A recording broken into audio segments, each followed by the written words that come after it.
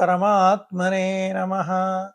శ్రీమద్భగవద్గీత ద్వాదశోధ్యాయము భక్తి యోగము 1వ శ్లోకము నుండి 7వ శ్లోకం వరకు భావసహితంగా. అర్జున ఉవాచ ఏవం సతతయుక్తాయే భక్తాస్త్వాం పర్యుపాసతే ఏ చాప్యక్షరమవ్యక్తం తేషాం కే యోగ విత్తమాః. అర్జునుడు పలికెను, ఓ కృష్ణ, అనన్య భక్తితో పూర్వోక్త రీతిగా నిరంతరము నిన్నే భజించుచు ధ్యానించుచు పరమేశ్వరుడవైన నీ సగుణ రూపమును ఆరాధించువారును కేవలము అక్షరుడవగు సచ్చిదానంద ఘన నిరాకార పరబ్రహ్మవైన నిన్ను అత్యంత భక్తిభావముతో సేవించువారును కలరు. ఈ 2 విధములైన ఉపాసకులలో అత్యుత్తమ యోగ విధులెవరు? శ్రీ భగవానువాచ మయ్యావేశ్య మనో ఏ మాం నిత్యయుక్తా ఉపాసతే శ్రద్ధయా పరయోపేతాః తే మే యుక్తతమా మతాః.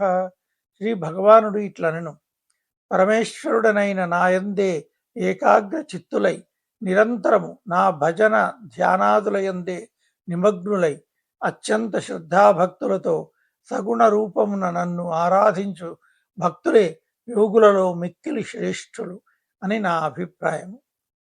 ఏ త్వక్షరమనిర్దేశ్యం అవ్యక్తం పర్యుపాసతే సర్వత్ర గమచింత్యం చ కూటస్థమచలం ధ్రువం సంనియమ్యేంద్రియం గ్రామం సర్వత్ర సమబుద్ధయః తే ప్రాప్నువంతి మామేవ సర్వభూతహితే రతాః.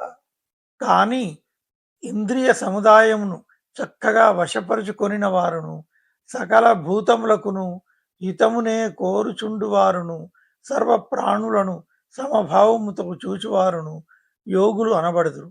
అట్టివారు మనోబుద్ధులకు అతీతుడును సర్వవ్యాపియు అనిర్వచనీయమైన స్వరూపము గలవాడును కూటస్థుడును నిత్యుడును నిశ్చలుడును నిరాకారుడును నాశరహితుడును అయిన సచ్చిదానంద ఘన పరబ్రహ్మయందే నిరంతరము ఏకీభావ స్థితులై ధ్యానము చేయుచు భక్తితో భజించుచు ఆ పరబ్రహ్మమునే పొందుదురు.